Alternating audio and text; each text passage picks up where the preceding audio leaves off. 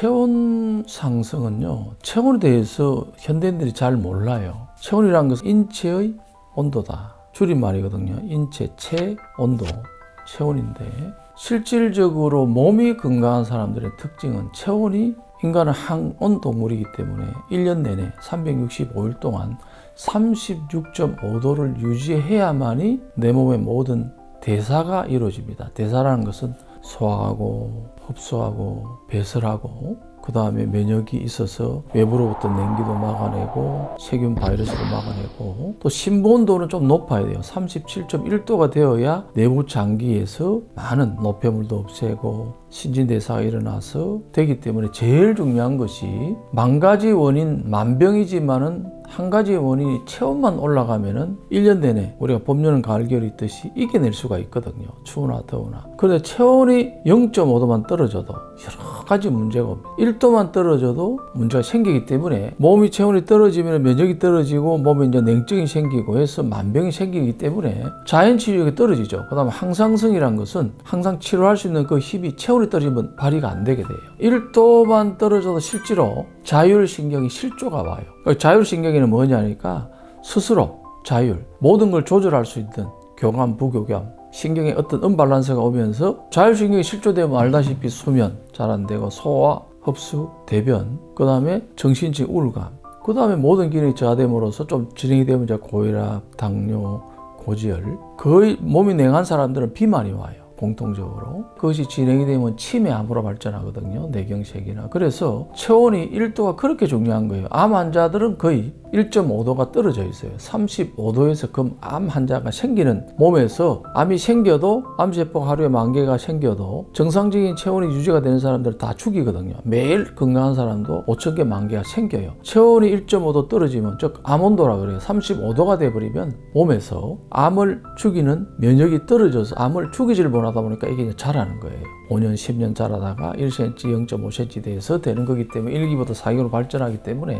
체온이 얼마나 중요한지를 모르고 사는 거예요. 너무 높아도 문제예요. 물론 36.5도에서 37.1, 2도가 좋은데 39도 이상, 40도 이상 넘어가면 알다시피 막 모든 기관에 장기나 부담을 줄 수 있거든요. 그 다음에 35도, 1도만 떨어져도 35.5도만 돼도 자율신경이 실조가 와요. 그 다음에 35도, 34도 같으면 거의 생명이 위험하게 되는 거죠. 그래서 체온이 1도가 중요한데 거의 모든 인간들이 지금 체온이 떨어져 가 있어요. 90% 이상이 저체온증으로 고통받다 보니까 몸에서 대사가 이루어지지 않다 보니까 고혈압, 당뇨, 고지혈, 비만, 치매, 암, 우울증, 관절염, 불변 이런 게 생기기 때문에 어떻게든 체온을 유지하는 것이 모든 건강의 핵심이고, 체온만 올려주면 면역이 상승되고 자연치유력 항상성으로 인해서 모든 질병을 예방, 치료할 수 있는 길이 생기기 때문에 체온 1도의 중요성을 꼭 아셔야 합니다.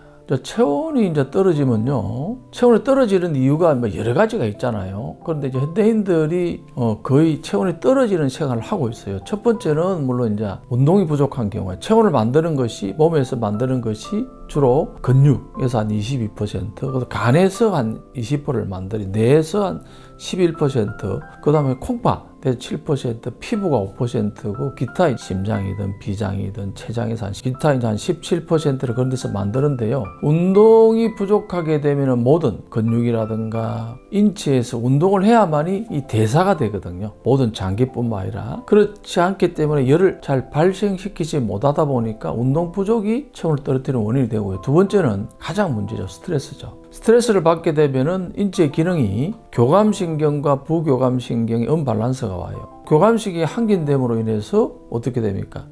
인체가 소비하는, 즉 위기를 느끼기 때문에 혈관이 수축하고 그 다음에 체온이 떨어지게 됩니다. 그 다음에 혈액순환이 나빠지면서 전반적인 체온은 떨어짐으로써 만병이 오기 때문에, 스트레스가 왜 만병을 일으키느냐? 체온을 떨어뜨리기 때문에 그런 거예요. 체온이 떨어지니까 혈관이 수축하니까 피가 못 가는 거죠. 피가 탁해지게 되고, 그래서 스트레스는 만병의 원인이 되는 거고요. 그 다음에 현대인들이 가장 문제가 되는 게 세 번째가 이제 음식이에요. 음식. 현대인들이 보면 거의 과식하고요. 과식도 과식이지만은 음식의 양도 그렇지만 질이 자연스럽지 않는, 즉 인공적이고 그 다음에는 인스턴트적인 음식을 먹다 보니까 위장에서 에너지로 쓰이지 못하고 독소로 작용을 하게 돼요. 그러다 보니까 소화도 안 되고 흡수 배설이 안 되다 보니까 몸에 비만을 일으키게 되고 피와 내장 질환을 일으키면서 또 위장에도 부담을 주게 돼 있어요. 그러다 보니까 너무 과한 음식이 들어오면 에너지를 만들기 위해서 효소가 많이 소모가 되다 보니까 근래에는 식사량을 80% 이하로 줄이고 그 다음 몸을 차갑게 하는 음식은 절대로 드시면 안 됩니다. 대표적으로 얼음, 아이스 계통 아니더라도 인공적이고 화학적인 식품 첨가물이라든가 각종 이래 가공식품, 뭐 밀가루, 설탕, 조미료, 그 다음에 과한 과식, 육류라든가 지방 이런 것들이 결국은 몸을 냉하게 하기 때문에 적절한 음식과 그 다음에 건강한 자연에 가까운 음식 어떤 거냐? 발효된 거, 통곡물, 채소 과일이 제일 좋아요. 소식하면서 자연이 만든 통곡물이라든가 채소 과일, 발효식품, 된장, 청국장, 간장 이런 걸 먹게 되면은 인체는 효소가 소모되지 않고 위장에 부담을 덜 주면서 에너지를 잘 만들기 때문에 그런 음식들은 에너지를 못 만드니까 에너지라는 게 뭐예요? 열을 못 만든다는 거예요. 그러니까 더 음식이 도리어 몸에 부담을 주는 그런 악순환을 하고 있기 때문에 음식의 섭취는 굉장히 중요하고요.